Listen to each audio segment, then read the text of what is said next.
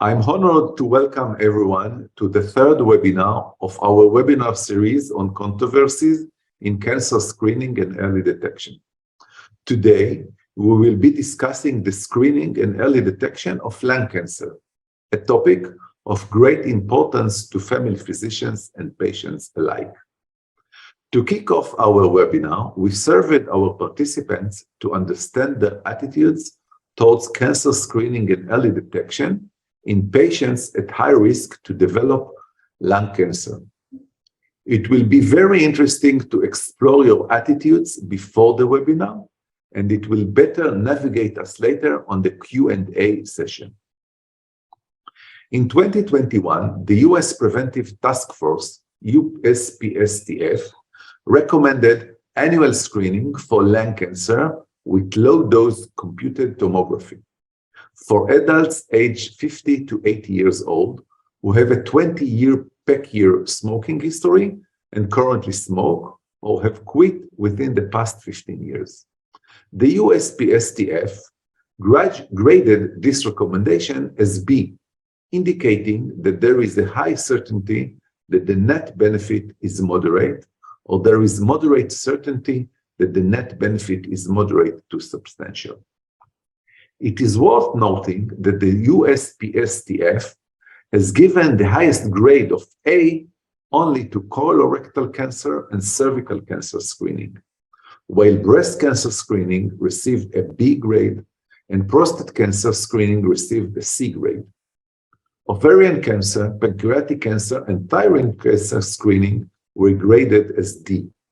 This highlights the need for continued research to identify effective and beneficial methods for the early detection of cancer, especially for family physicians who must consider individual patient factors when making preventive recommendations. Lung cancer is the leading cause of cancer death in the US, accounting for about 1 in 5 of all cancer deaths. While the number of new cancer cases is decreasing, the risk is still very high, especially for those who smoke. Screening for lung cancer can help detect the disease early and improve prognosis, make it a critical topic for discussion among family physicians and their patients. I'm delighted to introduce our esteemed speakers for today's webinar. Professor Jan van Meerbeke, who is a thoracic oncologist and consultant at the Multidisciplinary Oncological Center at Antwerp University Hospital in Belgium, as well as a retired professor of ophthalmology at Antwerp University. The other speaker, Dr. Carlos Martins, is a family physician from Portugal and the chairman of EuroPrev, the Wonka Europe Network for Prevention and Health Promotion. He is also the founder of H4A, Primary Healthcare Research Network based in Porto, Portugal. I am confident that their insights and expertise will provide valuable insights to the screening and early detection of lung cancer, and that the lectures would lead to a fruitful discussion. Hello, my name is Professor Jan van Meerbeke. I'm a thoracic oncologist at Antwerp University and its hospital.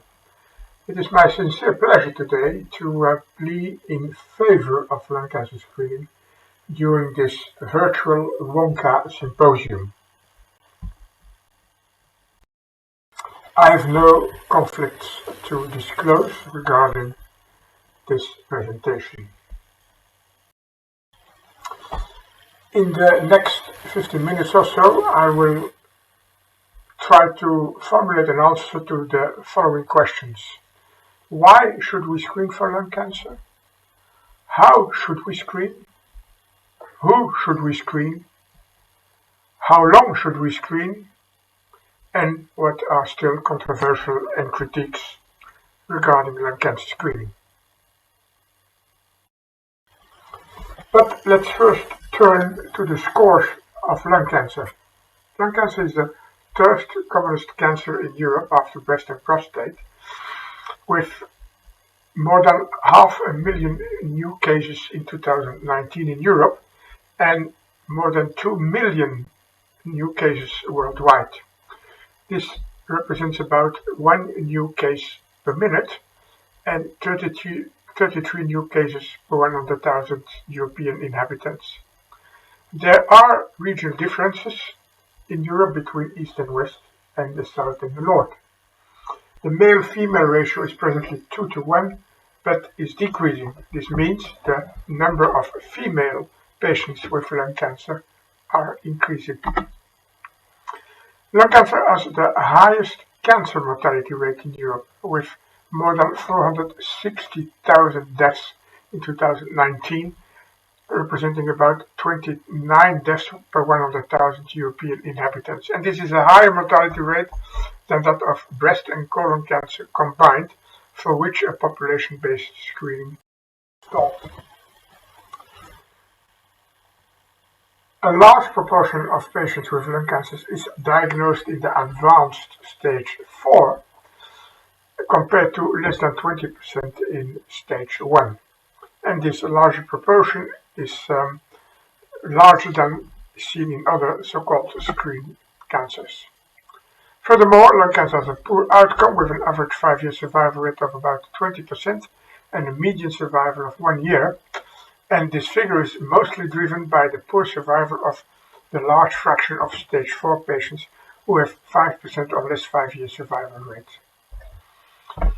The outcome of lung cancer is lower than that of other screened cancers, and also here there are regional differences due to differences in access to diagnosis and treatment across Europe. A slow improvement in lung cancer survival has been observed in the last 5 years and is thought to be due to improvements in staging and the introduction of novel drugs. Lung cancer has lastly a high economic burden, which is per capita higher than other screened cancers. The disability-adjusted life years rate is 685 per 100,000 European inhabitants, which is the largest figures for lung cancer. In 2009, this represented about 19 billion euro, or 50% of all cancer costs in Europe. Most of these costs were indirect costs due to absence of work, morbidity, larger than the direct cost, the cost due to diagnosis and treatment. But the latter ones are certainly increasing since 2015 with the introduction of newer drugs like targeted therapy and immunotherapy. Let's summarize. The scourge of lung cancer has a high human and socio-economic cost. Despite improvements in diagnosis and treatment, this epidemic is unlikely to abate quickly in the near future due to the persisting high smoking prevalence, despite bans and taxes, and the introduction of new addiction tools like the e-cigarette. 40% of new lung cancers are seen in ex-smokers, and smoking cessation campaigns reward only after 20 years or more.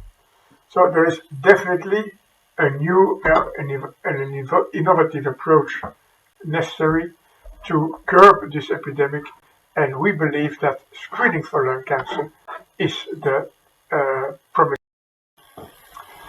Let's look at the present evidence. Lung cancer screening reduces lung cancer mortality with 20% after 10 years, and in females even more. A recent Cochrane systematic review showed a hazard ratio of 0.79 with confidence intervals of 0.72 to 0.87 after inclusion of more than 90,000 participants in 8 randomized clinical trials. The authors of this review called this a moderate certainty evidence. Furthermore, lung cancer screening inverts the proportion of early-stage lung cancer at diagnosis from 20 to 80%. And this is expected to improve also the stage-dependent 5-year survival from 5 to 80%. The number needed to screen is lower than for breast and colon cancer and is presently estimated to be one lung cancer diagnosed per 130 to 230 participants and one lung cancer death avoided per 320 participants screened. Lastly, in the 46 cost-effective analyses done so far in various countries, the majority showed a cost-effectiveness of lung cancer screening, which is although strongly dependent of the participation rates. So, how should we screen for lung cancer? The preferred tool is the low-dose spiral CT scan, which detects nodules in the lung parenchyma as shown on the CT scan image on the screen. This exam exposes the participant to about 1 millisievert of radiation per exam, which is comparable to a bilateral mammography. Besides, the images have to be read by a dedicated thoracic radiologist who is preferably certified, for instance, by the European Society of Thoracic Imaging. That radiologist is assisted by artificial intelligence or machine learning systems, of which several validated software packages are nowadays available and merchandised. Additionally, we think that besides the CT scan, a structured smoking cessation program should be integrated, consisting of intensive counseling and adequate pharmacotherapy, be it with nicotine replacement therapy or with Third answer, who should be screened for lung cancer? The present consensus is that we target a population with a more than 2% risk of developing lung cancer in the next 6 years. These are participants aged between 55 and 75 years who have smoked for at least 30 pack year and having quit less than 15 years ago. These are men and female, and the effectiveness of lung cancer screening is presumed to be higher in females for similar age and smoking habits. With these inclusion criteria, we capture approximately 63% of the incidental cases. This population can be further enriched by adding other risk factors like presence of emphysema, professional exposure to carcinogens or biomass, or a history of lung cancer in the family. We can shift the age limit to higher and lower, but in the case of a lower age limit, this decreases the cost effectiveness, and in the case of a higher age limit, it results in a gain in life, but not in life years. How long should we screen for lung cancer? The present consensus is that an annual CT scan should be done till the upper age limit of 75, or unfitness for curative therapy due to, for instance, another disabling disease occurs. There is currently ongoing research to increase that interval and shorten the duration, and one of the trials which is ongoing in several countries in Europe is the 4 in the Long Run trial, in which the interval is selected based on variables from radiological data or biomarker analysis from blood, urine. So, we are aware of several persistent critiques and controversies, and they can be categorized in either the generic ones to cancer screening and the more specific ones for lung cancer screening. Regarding the generic critiques, well, we are aware that not all evidence is present on the impact on total mortality, survival, quality of life, the risks for futile procedures, complications and mortality in the false positive cases, the risk on second cancers by X-ray exposure, and the lead time and overdiagnosis biases. Specific for lung cancer screening is obviously the question whether smoking cessation should not be the only alternative or substitute instead of being a component of lung cancer screening. Several operational controversies are still issues like the exact identification of the target population, capacity of CT scanning of radiologists, compliance and participation rate, and what to do with incidental findings on CT scans, which will certainly be. And let me now conclude. Why should we screen for lung cancer?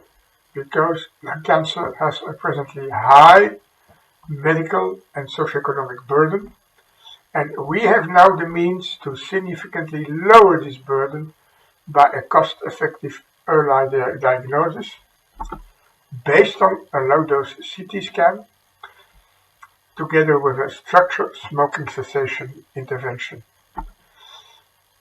offered to an appropriate target population of high-risk male and female smokers and ex-smokers, and this annually till the upper age limit or unfitness for any curative treatment occurs. The ongoing controversies and critics are being addressed either by further analysis of existing data or by the ongoing implementation research. And my take-home message for you is these controversies should not refrain us from starting implementation. Thank you, and I'm looking forward to the debate later on.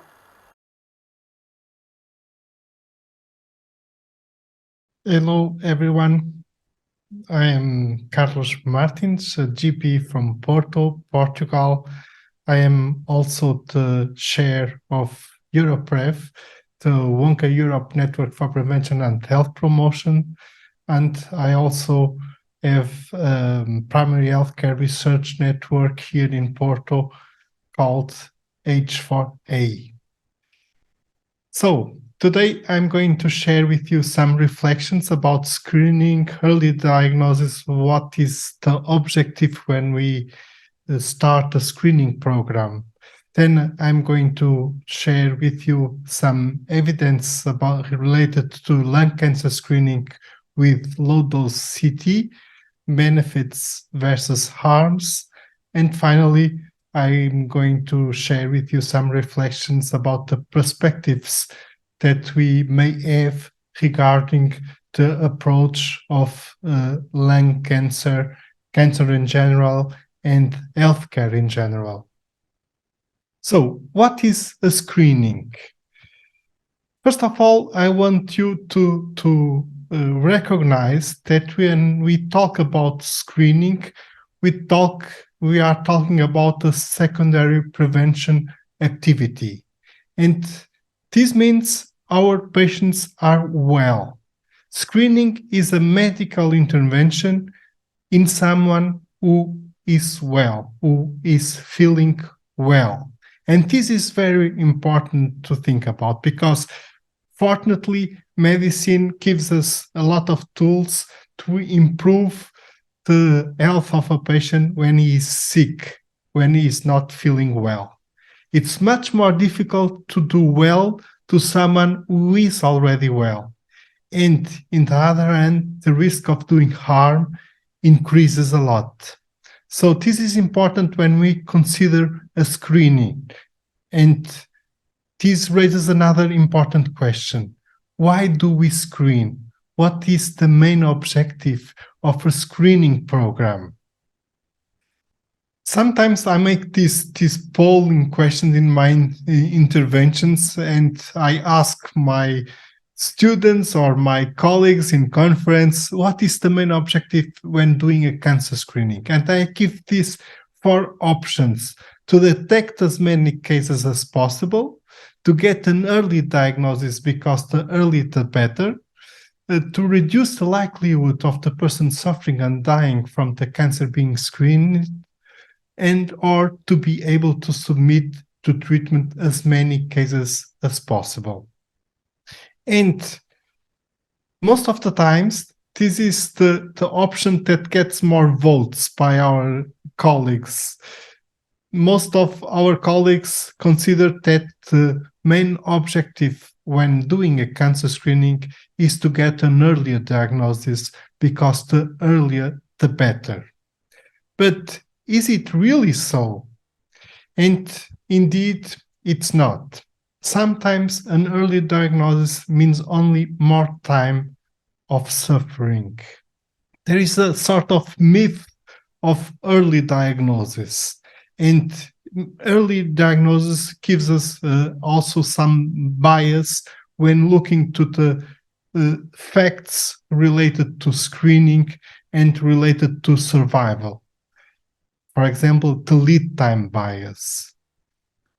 Early diagnosis is more a sort of disease-oriented outcome, and we want a patient-oriented outcome. So what would be the patient-oriented outcome? Indeed, the patient-oriented outcome is to reduce the morbidity and the mortality related to the cancer.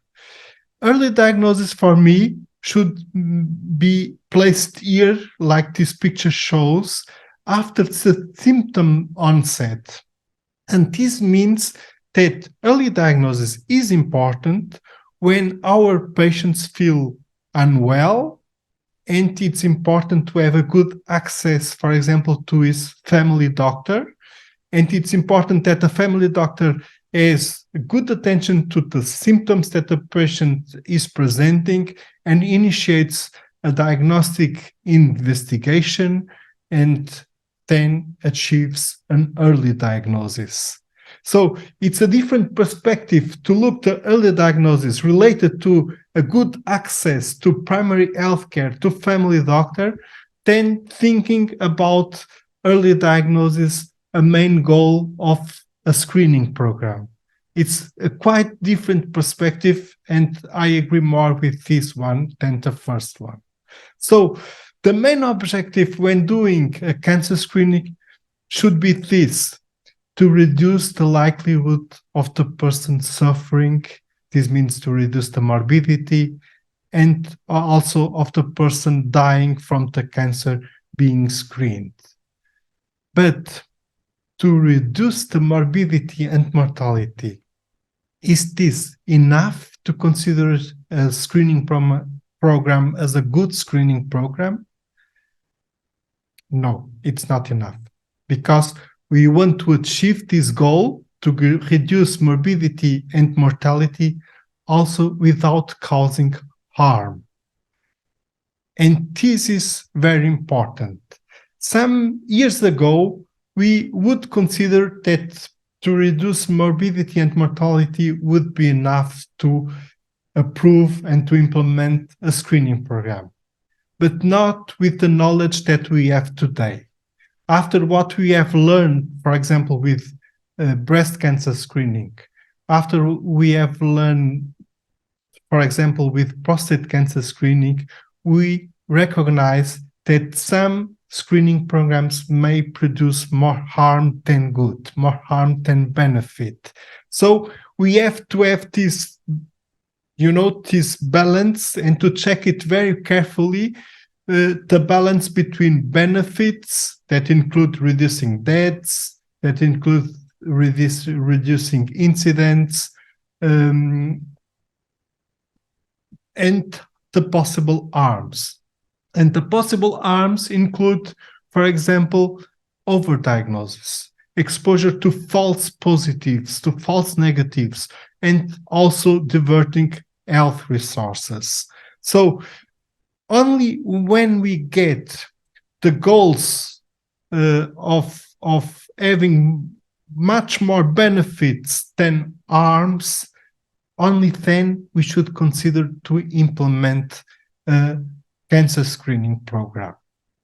So what do we know so far related to the lung cancer screening program with low-dose computed tomography? These are the main conclusions from the Cochrane systematic review, a recent systematic review, and they say the current evidence supports a reduction in lung cancer screening related mortality with the use of low-dose CT in high-risk populations, those over the age of 40 with a significant smoking exposure. However, there are limited data on harms, and further trials are required to determine participant selection and optimal frequency and duration of screening with potential for significant overdiagnosis of lung cancer. Trials are ongoing for lung cancer screening in non-smokers.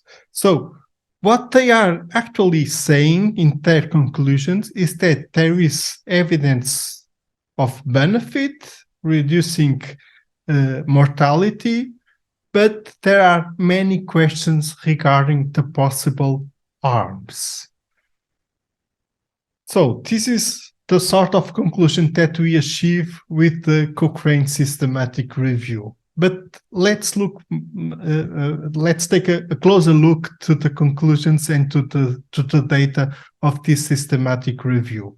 They included 8 trials, and there was, in the meta-analysis, a reduction in mortality of 21% with the low-dose CT screening compared to control groups of no screening. Also, good news is that there was a reduction in all-cause mortality of 5%. The number needed to screen to prevent one additional lung cancer-related death was 226. And 363 invasive tests were performed for every 10,000 participants screened with low-dose CT, with the number needed to harm of 44. So, in other terms, in other words, if we screen 1,000 persons with a follow-up 6 to 10 years, without screening, we would have 21 deaths from lung cancer. And with screening, 4 lives are spared. And this is really a positive fact. However, we will have 49 persons submitted to invasive tests. And this is also a form of harm.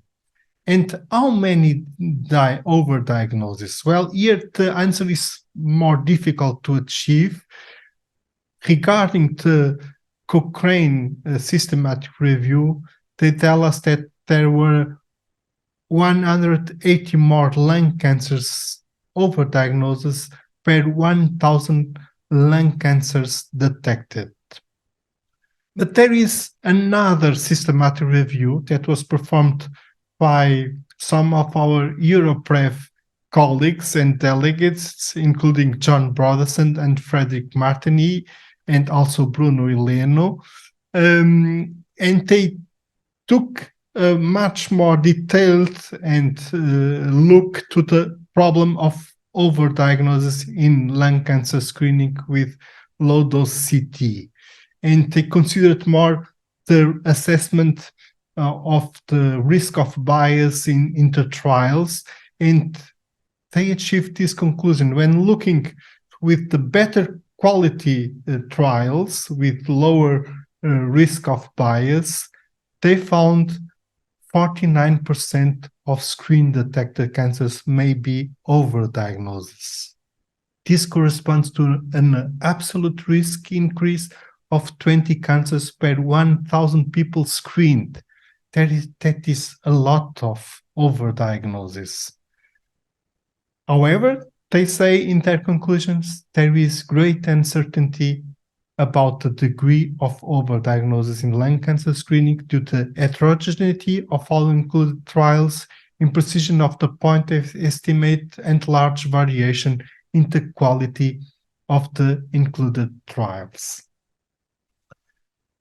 I am aware that the United States Preventive Service Task Force started recommending with a grade B this screening.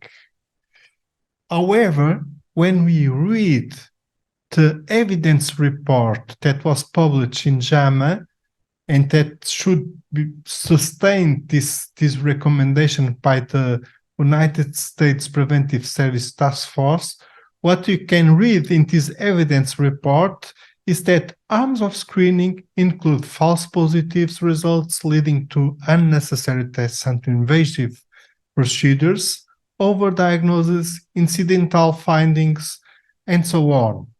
And they also say that the trials were mainly conducted at large academic centers, potentially limiting applicability to community-based practice. So it seems to me that we have a problem here of extrapolation.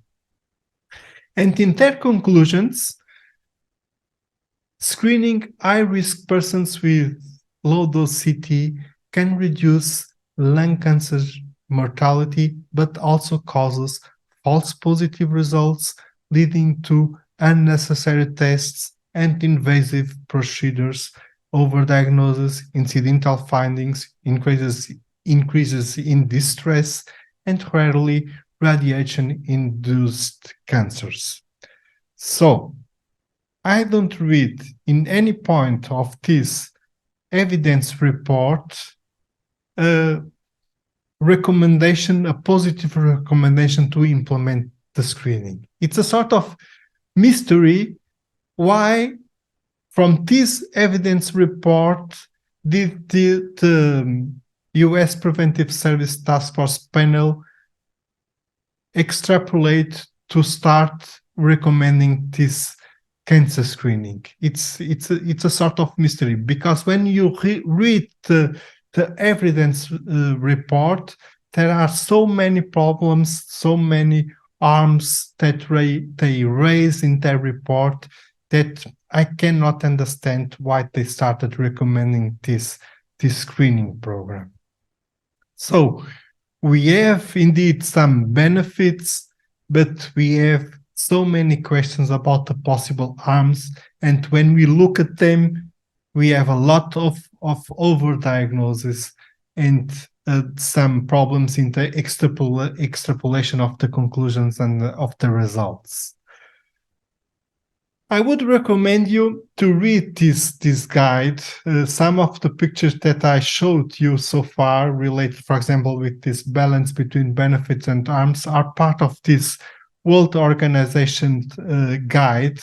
And in this guide, you may find what aspects we have to consider when starting a cancer screening program. And it's a very good document. We had also the participation of some Europref delegates, including John Brothers and Frederick Martini, in the elaboration of this guide.